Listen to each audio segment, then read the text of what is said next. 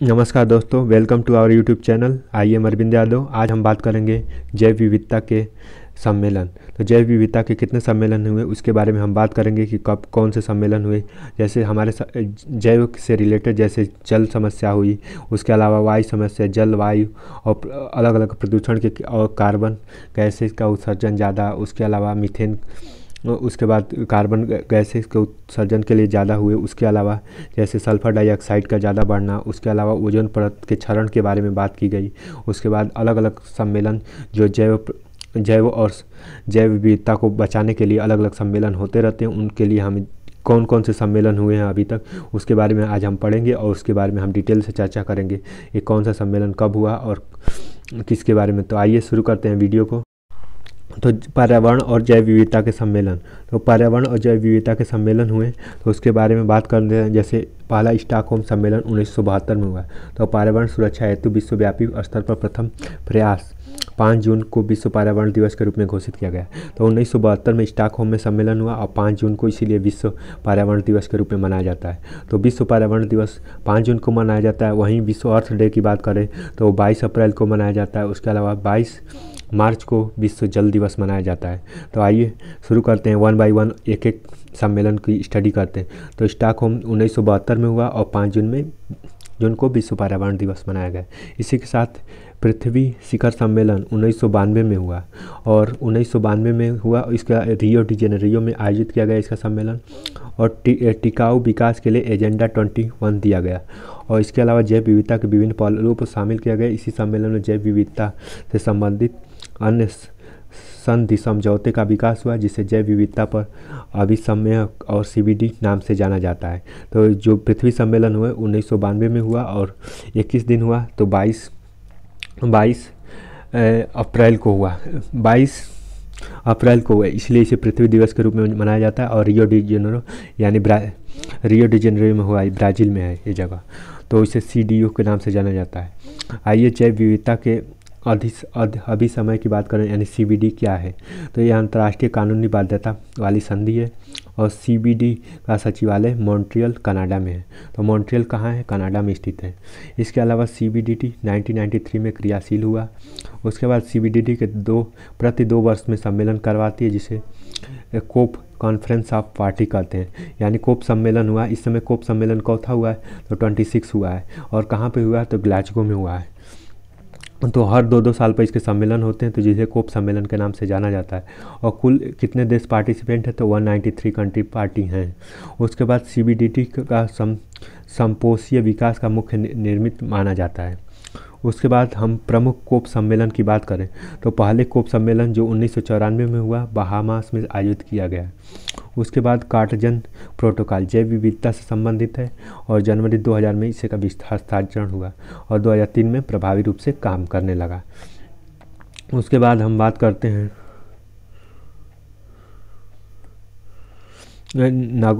नागोना protocol. तो जो कोप 10 था उसको 2010 में संपन्न हुआ। उसके बाद आईसी लक्ष्यों को घोषणा की गई। उसके बाद नोट, तो आईसी लक्ष्यों को जैव विविधता के संरक्षण के संबंध में आईसी लक्ष्यों को कुल संख्या कितनी थी? तो 20 थी।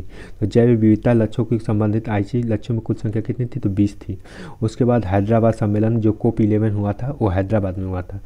ये जैव विविधता के संरक्षण से संबंधित था और 2012 में आयोजित किया गया था। जो कोप 11 था इंडिया में आयोजित किया गया था और 2012 में हुआ था और जैव विविधता संरक्षण के बारे में इस पर चर्चा हुई थी। उसके बाद पियोंगयांग कोप 12 जो 2014 में कोरिया में आयोजित किया गया था। उसके बाद मैक्सिको में कोप 13 आयोजित किया जो 2016 में मैक्सिको में आयोजित हुआ था। उसके बाद हम जलवायु परिवर्तन के अभिसमय का सम्मेलन करते हैं। तो जलवायु परिवर्तन के अभिसम्मेलन के बारे में बात करते हैं। तो UNFCCC यानी United nation framework convention on climate change, UNFCCC इसका फुल फॉर्म होता है United nation framework convention on climate change. ये एक अबाध्यकारी अंतर्राष्ट्रीय पर्यावरण संधि है और UNFCCC की आधारशिला पृथ्वी समिट में रखी गई थी जो 1994 में हुई है। UNFCCC का मुख्य उद्देश्य वायुमंडल में ग्रीन हाउस गैसों के संकेंद्रण को स्थिर करना था। UNFCCC के प्रत्येक वर्ष मीटिंग का आयोजन करते थे जिसे कोप कहा जाता था। कोप कहते हैं। मतलब यूनिएफसी जो एक कमेटी है इस ये कोप नाम का मिशन करती है। इसके अलावा जलवायु परिवर्तन से संबंधित सम्मेलन जो कि कोप फर्स्ट है, बर्लिन सम्मेलन 1995 में हुआ, और कोप 1 सम्मेलन बर्लिन में हुआ, और यूनिएफसी जो करवाती है जलवायु परिवर्तन पर जो प्रथम सम्मेलन था, और ये कहाँ हुआ, बर्लिन में हुआ। बर्लिन कहाँ है, तो जर्मनी में है, जर्मनी की कैपिटल है बर्लिन। उसके बाद 1995 में बर्लिन में हुआ और इसका आयोजन हुआ। इसके बाद क्योटो प्रोटोकॉल जो कोप 3 में हुआ, ये बहुत ही इंपॉर्टेंट है, और ये जलवायु परिवर्तन पर क्योटो प्रोटोकॉल जापान के क्योटो शहर में हुआ और 1997 में आयोजित किया गया। इसमें 150 देशों ने हिस्सा लिया। ग्रीन हाउस गैसों में उत्सर्जन की कटौती के मुद्दे पर चर्चा की गई थी, यानी क्योटो प्रोटोकॉल में ग्रीन हाउस गैस की बात की जाती है। उसके बाद इसकी थीम दी गई पॉल्यूटर्स मस्ट पे, तो पॉल्यूटर मस्ट पे अवधारणा से सम्मेलन में उभरी। उसके बाद एनेक्स 1 देश, तो एनेक्स 1 देश औद्योगिक देश में संक्रमण और अर्थव्यवस्था शामिल है, इसमें कुल 41 देश शामिल हैं। इसके बाद एनेक्स 2 देश, इसमें विकसित देश शामिल हैं किंतु संक्रमणशील अर्थव्यवस्था से शामिल नहीं है। इसको विकसित देश और विकासशील देश की अर्थव्यवस्था में क्षतिपूर्ण रकम चुकाते हैं। एनेक्स, इसमें विकासशील देश भी शामिल है। एनेक्स इसमें विकासशील देश है, तो एनेक्स 1, एनेक्स 2 और एनेक्स देश इसमें विकासशील देश शामिल हैं। तो हम बात किए कि क्योटो प्रोटोकॉल तीसरे में हुआ, 1997 में हुआ। उसके अलावा हमने पॉल्यूटर मस्ट पे की बात की। उसके बाद एनेक्स 1 देश की बात की, एनेक्स 2 देश की बात की। एनेक्स 1 में 41 देश आते हैं और एनेक्स 2 में संक्रमणशील देशों की अर्थव्यवस्था में शामिल नहीं था। आइए नॉन एनेक्स देश में विकासशील देश आए। विकासशील देशों की बात करें तो जैसे भारत है, नेपाल है, पाकिस्तान है, इस तरह के देश आते हैं। वहीं विकसित देशों की बात करें तो विकसित देश में जैसे जापान है, चीन है, अमेरिका है, ये सब विकसित देश हैं, और जिनमें ऑलरेडी डेवलपमेंट हो चुका है उन्हें एनेक्स 2 के देश में माने जाते हैं। उसके बाद नोट पर आते हैं तो क्योटो प्रोटोकॉल संधि 2005 में लागू हुई, जो इसकी संधि थी 2005 में लागू की गई। अमेरिका ने इस संधि पर हस्ताक्षर नहीं किया। मतलब क्योटो प्रोटोकॉल किससे था, तो ग्रीन हाउस गैस से था, और इस पर अमेरिका ने सिग्नेचर नहीं की। उसके बाद कनाडा ने 2012 में इस संधि से पृथक कर लिया, और कनाडा ने जो संधि हुई थी इससे बाहर निकल गया। भारत और चीन इस संधि के एनेक्स 1 देशों में शामिल हैं, और भारत चीन एनेक्स 1 के देशों में शामिल। तो एनेक्स 1 क्या है, औद्योगिक देश को संक्रमणशील अर्थव्यवस्था में शामिल, इसमें 41 देश सम्मिलित हैं। इस तरह से ये पॉइंट होता है। तो क्योटो प्रोटोकॉल 2005 में लागू हुआ था, इसमें अमेरिका साइन नहीं करता। उसके अलावा कनाडा 2012 में इससे अलग हो गया, और उसके बाद एनेक्स 1 देशों में शामिल है। अब आते हैं कोपहेगन सम्मेलन। कोपहेगन सम्मेलन वर्ष 2009 में कोप 15 में हुआ। कोप 15 सम्मेलन हुआ, उसमें कोपहेगन सम्मेलन कोपहेगन जगह पर हुआ। कोपहेगन कहाँ है, तो ये डेनमार्क में आयोजित किया गया। इस सम्मेलन का मुख्य उद्देश्य क्या था, 2012 में इससे क्योटो प्रोटोकॉल की अवधि को समाप्त होने के बाद एक महत्वाकांक्षी जलवायु परिवर्तन की रूपरेखा तैयार करना। तो एक महत्वपूर्ण रूपरेखा तैयार करना। उसके बाद कोप 21 कब हुआ, तो पेरिस सम्मेलन में हुआ। तो इस दिसंबर 2000 पेरिस सम्मेलन आयोजित किया गया। इसमें कार्बन उत्सर्जन के कटौती के जरिए वैश्विक तापमान में वृद्धि और 2 डिग्री अंदर सीमित करने और 1 पॉइंट आदर्श लक्ष्य लेकर एक व्यापक सहमति बनी थी। और उसके बाद अक्टूबर 2016 में कुल 191 देशों ने इससे हस्ताक्षर कर चुके थे, और जून 2017 में अमेरिका के राष्ट्रपति डोनाल्ड ट्रंप ने इस समझौते को से बाहर कर लिया। यानी कोप 21 में जो सम्मेलन हुआ था, इसमें अमेरिका के प्रेसिडेंट डोनाल्ड ट्रंप ने इस सम्मेलन से बाहर कर लिया। और इस सम्मेलन में क्या था, तो कार्बन उत्सर्जन कम कर कटौती की बात की गई थी, और इसमें 2 डिग्री अंदर सीमित रखने के 2 डिग्री से 1.5 डिग्री टेम्परेचर कम लाने की लक्ष्य रखा गया था। इसकी बात हुई थी कोप 21 पेरिस सम्मेलन में। इसमें 191 देश हैं, लेकिन अमेरिका ने 2017 में इस समझौते से बाहर हो गया। इस समझौते लागू करने के लिए 2020 का आधार वर्ष माना गया था। भारत इस समझौते की पुष्टि 2 अक्टूबर 2016 को कर दी थी, और भारत ने इस समझौते में 2 अक्टूबर को ही एक्सेप्ट कर लिया था, और भारत इसमें शामिल हो गया था। उसके बाद 2020 में इसे लागू करने के लिए कुल 55 देशों की सहमति बनी। आवश्यक है कि 55 देशों वैश्विक तापमान के उत्सर्जन करने में थे। उसके बाद उत्सर्जन करते हैं। तो 55% देश वैश्विक तापमानों का उत्सर्जन करते हैं। अब बात करते हैं COP22 यानी माराकेश सम्मेलन। COP21 कहाँ हुआ? पेरिस में हुआ। COP1 कहाँ हुआ? तो बर्लिन में हुआ। और उसके बाद मॉन्ट्रियल प्रोटोकॉल किससे संबंधित है? तो ग्रीन हाउस गैसों से संबंधित है। उसके बाद क्योटो प्रोटोकॉल कार्बन उत्सर्जन से संबंधित है।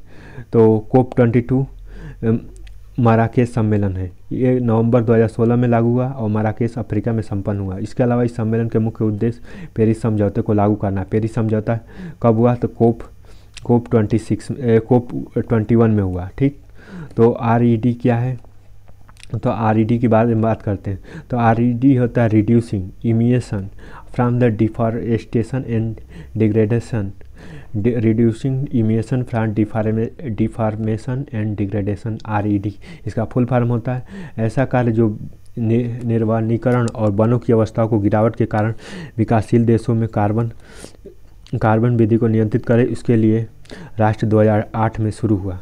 उसके बाद Rio+20 सम्मेलन। तो Rio+20 सम्मेलन की बात करते हैं। इस आयोजन को पृथ्वी सम्मेलन 20 वर्षों बाद हुआ, ब्राज़ील की राजधानी रियो में, रियो डे जेनेरियो 2012 में किया गया। ठीक, इसका मुख्य उद्देश्य हरित अर्थव्यवस्था का और सतत विकास था। सतत विकास और हरित अर्थव्यवस्था दो चीज़ों की बात की गई थी सम्मेलन में, तो Rio20 सम्मेलन में। उसके बाद RED की बात करते हैं, reducing emission deforestation degradation, RED की बात की गई। आइए ओजोन संरक्षण के बारे में बात करते हैं अगले सम्मेलन की। तो ओजोन संरक्षण के बारे में बात करते हैं तो वियना समझौता। तो वियना समझौता 1885 में ओजोन परत के संरक्षण से संबंधित है। मॉन्ट्रियल प्रोटोकॉल 1987 में ओजोन परत के संरक्षण से संबंधित है। तो वियना समझौता 1885 में ओजोन परत के संरक्षण से संबंधित है। वहीं मॉन्ट्रियल प्रोटोकॉल 1987 में ओजोन परत के संरक्षण में। अन्य अधिसम है तो एक वेस्टलैंड कन्वेंशन हुआ। वेस्टलैंड कन्वेंशन 1889 में खतरनाक अपशिष्टों को अंतर सीमा स्थानांतरण और निराकरण के लिए 15 मई 1992 को वेसल्स कन्वेंशन हुआ। उसके बाद हेल्सिंकी कन्वेंशन 1974 में, पहली मीटिंग 1992 में और दूसरी मीटिंग समुद्री पर्यावरण की सुरक्षा हेतु की गई, तो इसे हेल्सिंकी कन्वेंशन कहते हैं। उसके बाद मिनीमाता कन्वेंशन 2013 में पारा नियंत्रण करके। तो मिनीमाता रोग किससे होता है? तो पारा से होता है। पारा यानी लेड, या पारा से होता है मिनीमाता रोग। वहीं हम बात करें टाइफाइड की तो साल्मोना टाइफी से होता है। इसी तरह से हमें फ्लोराइड से होता है। उसके बाद ब्लू बेबी सिंड्रोम की बात करें तो ब्लू बेबी सिंड्रोम रोग किससे होता है? तो ये नाइट्रेट से होता है। तो इस तरह से अलग अलग रोग तो मिनीमाता रोग यानी पारा के नियंत्रण से संबंधित है। और विषैली धातुओं को प्रभावित अंग, तो ये सब सम्मेलन किस लिए किए जा रहे हैं? क्योंकि इनका टारगेट है कि ओजोन परत के संरक्षण से ओजोन परत को पृथ्वी पर न आए, जिससे विषैले गैस मतलब ओजोन की परत से स्किन डिजीज इस तरह की डिजीज नहीं हो। दूसरा इसका सम्मेलन का कि हमें स्वच्छ पानी मुहैया हो। तीसरा इस ओजोन सम्मेलन का हमें कार्बन का उत्सर्जन इमिशन कम हो, जैसे CO2। उसके बाद कार्बन मोनोऑक्साइड गैसों का इमिशन कम हो, जिससे ग्रीन हाउस प्रभाव कम पड़े, टेम्परेचर अनबैलेंस ना हो, क्लाइमेट चेंज में डिफरेंस ना पड़े। इन सब चीज़ों के लिए ये सारे सम्मेलन कराए जाते हैं। तो इन सब सम्मेलन का टारगेट यही होता है कि तो इसमें विषैले धातु और प्रभावित अंग कौन कौन से, जैसे श्वसन तंत्र को प्रभावित करते हैं आर्सेनिक और कैडमियम। उसके बाद दांत को फ्लोराइड फ्लोराइड दांत में, इसे मोल्टन ऑफ टीथ भी कहते हैं इसे। उसके बाद फेफड़ों को SO2 ammonia ozone NO2 hydrogen sulphide और धूलकण CO2 अन्य फेफड़ों को लंग्स को प्रभावित करते हैं। उसके बाद बड़ी आंत को जो सीसा आर्सेनिक पारा कैडमियम ये प्रभावित करते हैं। उसके बाद हड्डियों को फ्लोराइड कैडमियम सीसा और स्ट्रांसियम जो होते हैं ये प्रभावित करते हैं। उसके बाद मस्तिष्क को दिमाग को कार्बन मोनोऑक्साइड सीसा और पारा ये तीन चीज़ें प्रभावित करती हैं। वही थायराइड ग्रंथि कोबाल्ट और आयोडीन से जो ग्वाइटर होता है, ग्वाइटर रोग हो जाता है, इससे गले में घेघा रोग हो जाता है, इससे थायराइड ग्रंथि इफेक्टेड हो जाती है। उसके बाद हृदय की बात करें तो CO सल्फर डाइऑक्साइड की बात करते हैं, तो CO और सल्फर डाइऑक्साइड के लिए होता है। तो thank you so much for watching this video. आज आपको सारे सम्मेलन के बारे में हमने एक्सप्लेन कर दिया, तो thank you so much watching this video. I hope video अच्छा लगा। Thank you so much, have a nice.